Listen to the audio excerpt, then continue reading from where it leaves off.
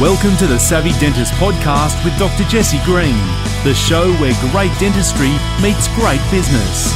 Listen in each week as we bring you an inspiring person who will share their story, ideas and business techniques to help you create a practice and a life you love. And now introducing your host, Dr. Jesse Green. Hello everyone, it's Jesse Green here. Welcome back to SavvyDentist.com and to the Savvy Dentist podcast. Great to have your company for another episode of the show. And I want to say welcome to 2024. It's good to be back. It's good to have you on deck as well. Now, this year, I've been thinking a lot about progress, and I spoke to lots of people in 2023, towards the end of 2023, who'd had a good year, right? Good year, but not amazing year. And I'm not talking about people necessarily in our coaching program, but just generally across the whole industry. And I felt that a lot of people before Christmas were tired, they were worn out, they were burned out, they were stressed out. And for all that effort, for all that energy they'd spent, they had a good year, but not a great year. So what I want to talk about in this episode of the show is how to have a great year. How do we go from being good to great, as Jim Collins would say? How do we do that in our practice? How do we go from making incremental, slow progress to quantum leap, exponential growth in terms of, progress? And that's really what I want to talk about. And there's a few key things that I've noticed that people who've had exponential growth and experience that on a pretty regular basis, the things that they do that make a difference. I want to share those things with you today. Now, I'm going to go through these in a bit more detail, but just really quickly, the first thing is people that experience rapid growth, people that experience exponential growth or quantum leaps spend their time, attention, and money on things that actually move the needle. They don't have wasted effort. Everything has a return on effort. And that's really key and important because one of the key results or key outcomes or key responsibilities for business owners is to make sure we are allocating our resources wisely and appropriately. So that's the first key thing. Now, the second key thing I noticed about people who achieved exponential growth is they had a mindset that was conducive to that. Now, whether you're looking to achieve leaps in financial outcomes or freeing up time or enjoying the journey a bit more, because ultimately we want to have a practice and a life that we love. It's about having the mindset of the right person that we need to be to achieve those things. So you've all heard me talk about the be, do, have model. So it's that be part. Who do we need to be so we can do the things we need to do in order to have the things we want to have? So what's the mindset around that? And the third thing was really, really important to understand is there are some people that achieve outsized results compared to the rest. Why do those people achieve abnormal and atypical results? And is there a secret to that? Well, there's some lessons, but they're not such a secret. But the thing about this is they're simple to do, but they're just as simple not to do. And what I've noticed is people are looking for a hack or something that, there's got to be a magic pill in here somewhere. But really, there's a few key things that the people that achieve outsized results do week in, week out, month in, month out, year in, year out, that allow them to really make tremendous progress. So we're going to unpack that as well.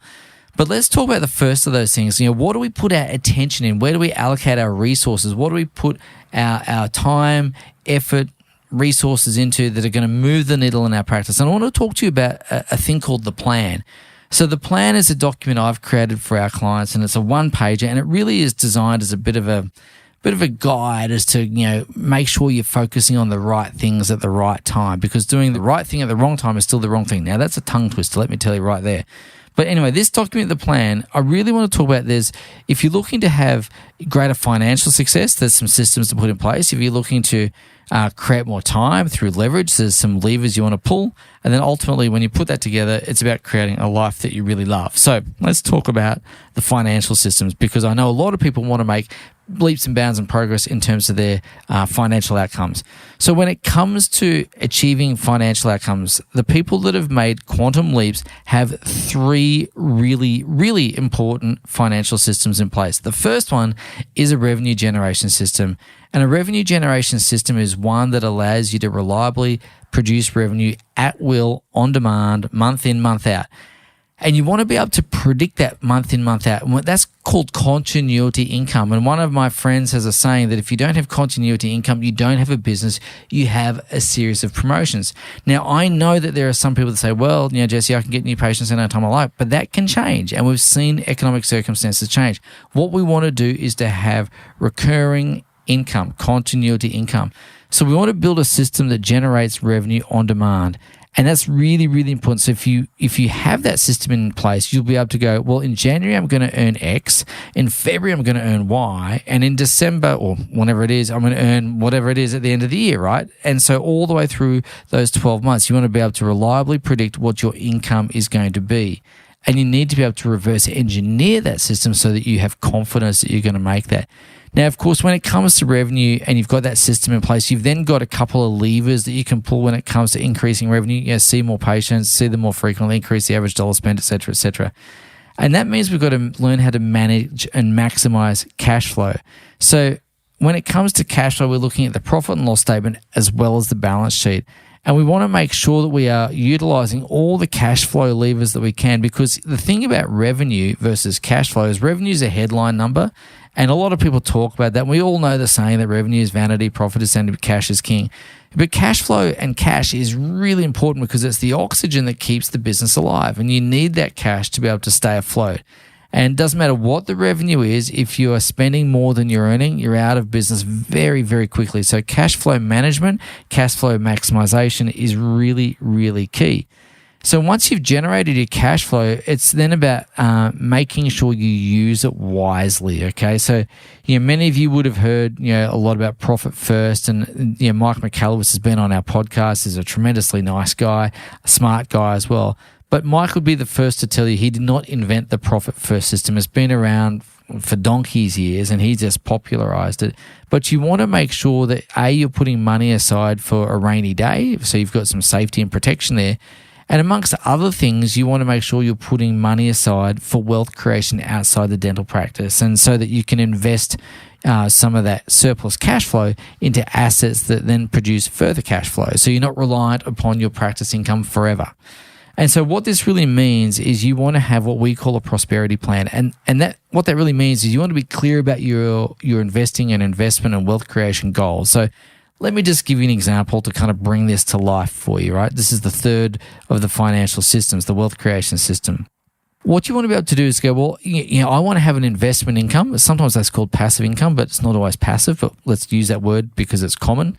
If I want to have a passive income of, say, $100,000, right? And if I assume that my capital is going to produce a return of 5%, then I'm going to need $2 million at 5% to produce my $100,000. Well, then I've got to figure, how much of that investment income or investment capital, I should say, do I have now? Of that $2 million, where am I up to? And maybe I'm at zero, right? And of course, investment income does not include your house. It does not include your car. It does not include that stuff. Like, this is money that you have invested. And so you might go, I've got nothing, or I've got something, or whatever it is, and I want to have this $100,000 a year by such and such a date. So what we then need to do is to figure out, how much do I need to invest per week, per month, per whatever time frame over a period of time, so that I can achieve that $2 million investment nest egg to produce my $100,000 of income by a given time frame. And whatever that monthly amount is, we then feed back into our revenue generation system so that we know that the business needs to produce that. That's really, really key. We've got to make sure that we produce that revenue by design, not by default. That revenue that then flows through cash flow and into wealth creation activities is created deliberately, specifically, and intentionally every single time. Right? So if we're going to create financial success for you and your practice, if you want to have these quantum leaps, we're going to make sure we are being consistent in what we do. So revenue generation, cash flow maximization and management, and then wealth creation systems around that. When we get that right, our financial life is taken care of, right? And our financial life is important because once we have our own financial needs taken care of, we're in a position to be able to help and support others should we choose to as well, right? We can make a difference in our lives as well as the lives of other people, right? Maybe it's family, maybe it's friends, maybe it's the community at large. Whatever those causes are that are near and dear to your heart, then you can support them with financial means if that's what you want to do.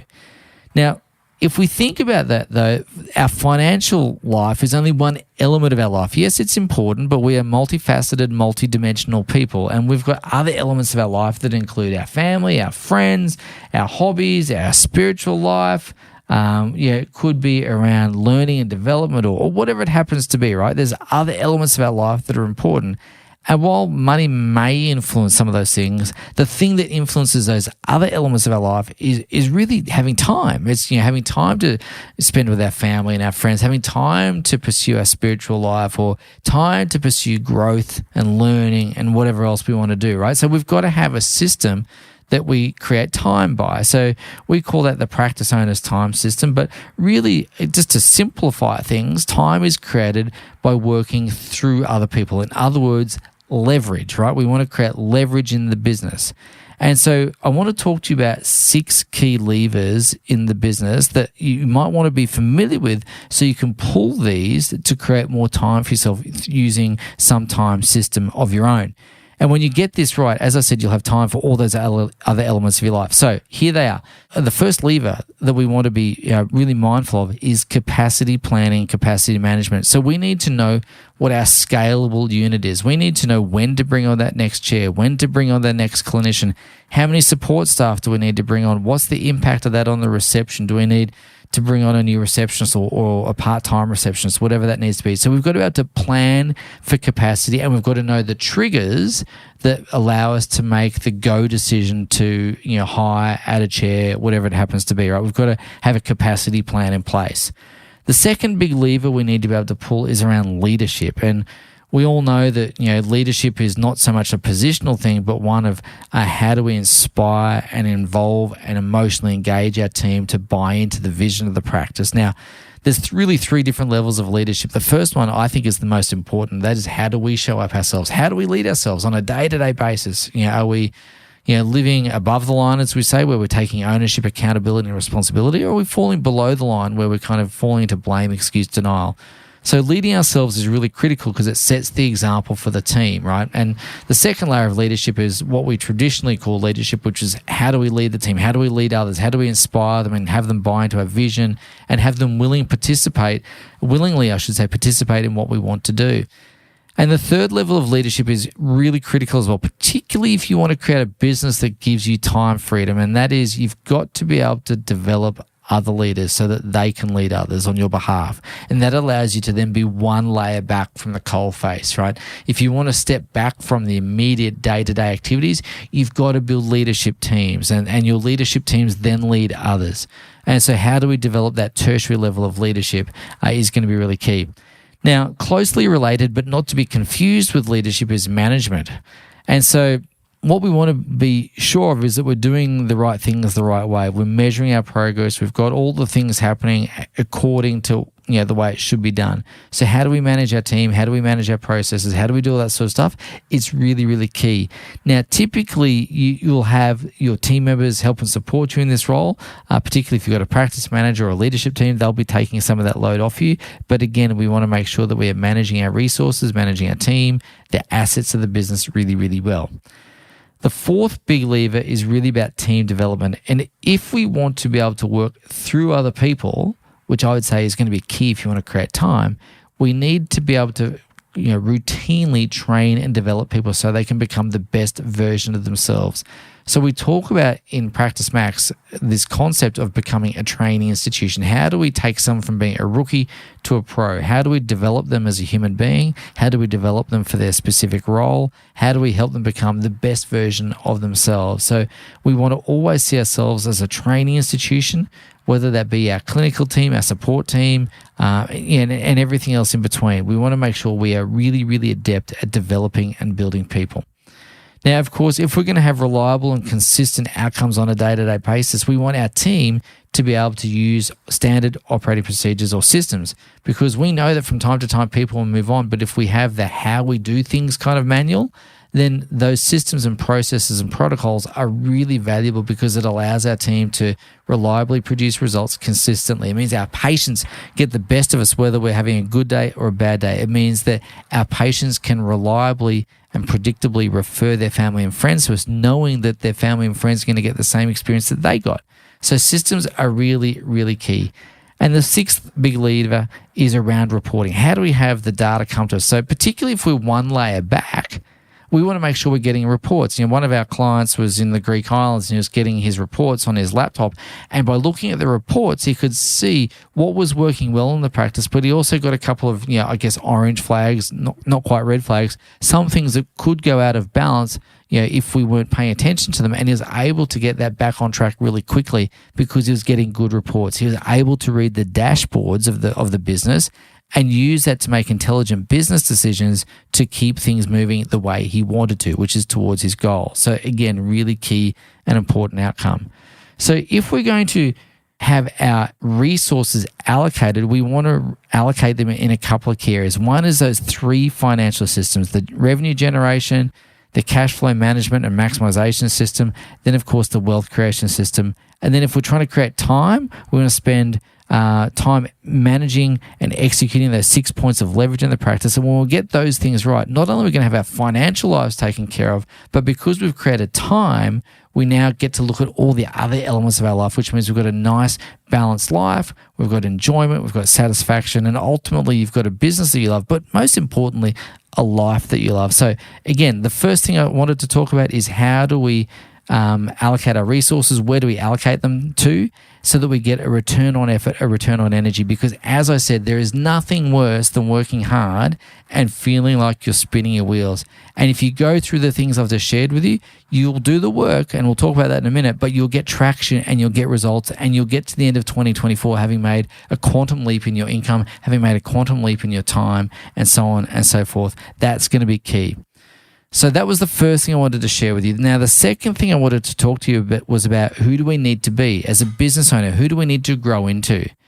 And one of the things I'm really fond of talking about is this concept of be, do, have. You've probably heard me talk about that on the podcast before, because we know that before there's a business outcome or business growth, there's personal growth that precedes it. And that inner work is really, really important. Who do we need to become to do the things we need to do in order to have the things we want to have? Most people want to get to the have part without the be part, okay? They're happy to do the do part, but they're self-sabotaging when there's a disconnect between their identity that they currently reside in and the things that are required of them to achieve their goals and ambitions. There's this identity disconnect. And what we know is that if we're going to make progress of any nature, we need to upgrade our identity towards our goals at any given time. And so one of the sayings I'm very fond of, which does sound a little bit macabre, I'm not going to lie, it does sound a little bit kind of dark, is that all progress begins with the death of an identity. So if you want to have a self-employment situation in your practice where you're sitting at your chair, 9 to 5, 5 days a week, you're drilling, filling and billing, and you can make a decent income, but the challenge is you're not going to create freedom in any way, shape or form or any real meaningful way, then the point being is that your identity of being a dentist probably serves you in that point. But if you want to keep the identity of being a dentist as someone who's the best clinician in the practice, and you get really jazzed up and G'd up when someone says, I only want to see Jesse for my dentistry, then that's going to be hard to build a scaled practice with that identity. Because when you want to create scale in your practice, you want to create leverage, you want to create freedom of time, freedom of money, you've got to be able to work through others. And that means our job shifts to being the person that builds other people.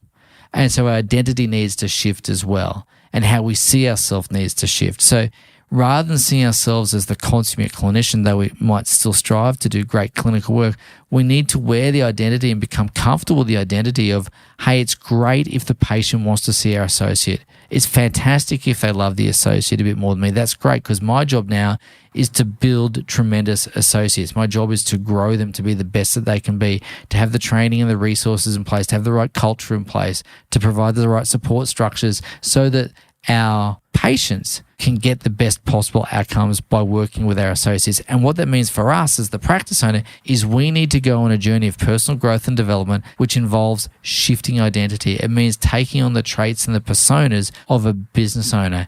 I see so many people struggle with this. They say, I really want to have a scaled business, but I'm still trying to be on the tools all the time. And it's a real disconnect. And And this came up in a conversation the other day. It was a lovely person I was talking to. She was saying to me that, Jesse, I want to be able to take more time away from the practice. I want to cut my working days down because I've got young kids and I want to spend more time at home. And I totally get it. Kids are only young for a little while. We want to be with them. We want to enjoy them. We want to spend time watching them grow and develop into the people that they become. But as much as that made sense, she then followed up by saying, well, I don't really want to spend time training my associates. They're only billing a very low amount, which means that for the practice to do well, I'm going to make sure I become, really good at billing. I'm going to work 5 days a week. I'm going to go and study some continuing further education, one of the high-tech fields. And that way I'm going to become the person who is responsible for most of the billing. And as much as I say that out loud, and you can probably hear the disconnect in that disconnect was not immediately apparent to her. And I had to gently say to her, can I interrupt you for a second? Because I just want to ask you about these goals, because I'd felt that there was some conflict in those goals. And her identity was still very much about, I'm the dentist, I'm the primary producer, I'm the main person that practice is going to be the grand poobah of dentistry and so on and so forth. And we want to make sure that we've got that right in that particular practice. But it didn't serve her for the long-term vision of her goals. By doing what she was doing, it wasn't going to help her free up time. It wasn't going to give more time with the family or more time with the kids. And so she had these conflicting goals. And that's because her identity was still very much about being that head honcho dentist, being the greatest clinician, as I said, the one that everyone relies on, everyone wants to see, rather than seeing the associate. And I think there was some significance, as Tony Robbins would say, around being that person. And what I was saying to her is it's going to be hard for you to achieve your business outcomes unless you shift that identity. So who do we need to be first is going to be the key thing. I'd say to you the inner work of that is super important, really, really important. You've got to understand who you need to be to support your goals. And some people just aren't willing to give up that identity, and that's okay. There's nothing wrong with that. But the trade-off then is you're going to struggle to build the business that you say you want to build, right? So let's be clear and fair about that. So again, if we want to have exponential growth in 2024 and we're going to make quantum leaps in progress, we need to make sure that we are doing that inner work now at the beginning of the year so that we can continue to grow the business, because as I said, the growth of the business will never outstrip the growth of the individual or the practice owner who owns it. So very, very important. Okay. So the third key thing I want to talk to you about is something I think that's really interesting. And, we've been working with practice owners for a lot of years now. We've worked with literally hundreds. And I've always been fascinated by why some people just achieve so much compared to others. Why is it they do so well when others achieve, more average amounts or even modest amounts? I was recently talking to one of our clients, Vandana Budwa, who has experienced exponential growth, and she shared some thoughts about why some people make tremendous leaps and bounds in their results compared to others. They achieve outsized results compared to those that achieve, more modest amounts. And she made a couple of key points, and I thought it'd be worth repeating them here. The first one is that success is based upon building blocks. And it's really important that you have these building blocks in place and you don't skip a step, right? So having those building blocks laid down, not skipping steps, not shortcutting the process, not trying to find a hack or a way through, but doing the right things, getting the fundamentals in place is really key. So that was the first observation that she made, is successful people don't skip steps and they have those building blocks in place. The second key observation that she made was that successful people in any endeavor are able to do the work consistently. So here's the key word, is consistently. And the second key phrase is over an extended period of time. So what that means is they're able to consistently execute the plan, do the right things day in, day out, week in, week out, month in, month out, year in, year out for years to achieve results. Now, what's really interesting around this is I was actually doing a bit of scrolling on Instagram recently, and I saw a picture of a person in the fitness world, and they showed a before and after. Now, the before was from 14 years prior, and the after was today. And the difference was obviously remarkable. But the thing that this particular person was saying was 14 years ago when I started my fitness journey, I was saying to myself, when do I get the six pack? When do I get the abs that, ripple in the sun? When do I start to lose weight? When do I get to be skinny? When do I get to have the results, right? And what this person was saying is, if I could go back and talk to my younger self, I'd say just do the work consistently over time and the results will come. And now this person just celebrates the routine and the results. And I think there's something in that. As Vandana said, you've got to be able to do that work consistently and for an extended period of time. Nothing of substance is built quickly or overnight. There is a process, and you can't always see the results of what you're doing, but the results do come if you consistently execute and do the right things time in, time out for a period of time. So again, you got to be able to do the work over time consistently. And the third thing that she remarked upon was the ability to receive feedback. Now, a lot of people will take feedback as criticism, and when that happens, you're kind of robbing yourself of that growth opportunity. A lot of people, when they get feedback, will slip into blaming other people, making excuses, even kind of getting into denial. And what can happen in some instances, they just quit. They quit on their dreams, they quit on their goals, they get so riled up, or frankly, they just get pissed off and they kind of have a bit of a dummy spit and go. The reality is feedback is a gift. It's an opportunity for us to course correct. And if we're going to take feedback, we need to see it as a gift so that we can ultimately be accountable and responsible for the results that we achieve and take ownership of the whole situation, right? And so we've got to be above that line of responsibility. We've got to make sure we're kind of living life as a victor rather than a victim. And so feedback is a gift. So when it comes to achieving outsized results compared to the average or compared to most, those three key factors are really key. So if you want to achieve exponential growth this year, then you're going to need to understand that there are building blocks and there are no shortcuts. You're going to need to understand that doing the work may not be sexy, but it is absolutely necessary to achieve outcomes, and doing the work consistently and over time is key. And then the third thing is to be able to react to feedback in a really positive, constructive way rather than, feeling defensive about it as well. So if we're going to have exponential growth in 2024, we've got to get these things right. So what I wanted to share with you is on January the 16th, I'm running a training about making 2024 your exponential growth year, right? How we're going to really launch 2024 for you.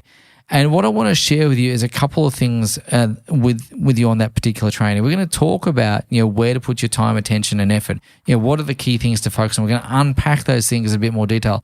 We're going to talk about the identity shift and how to shift identity. And we're going to talk to you about those building blocks and what not to shortcut. I'm going to show you those building blocks so you can see what they are. And once you're aware of what they are, you can set to work going about building those pieces of the business that may be not yet built, or at least tidying up the things that need to be tied up. So you've got that in place.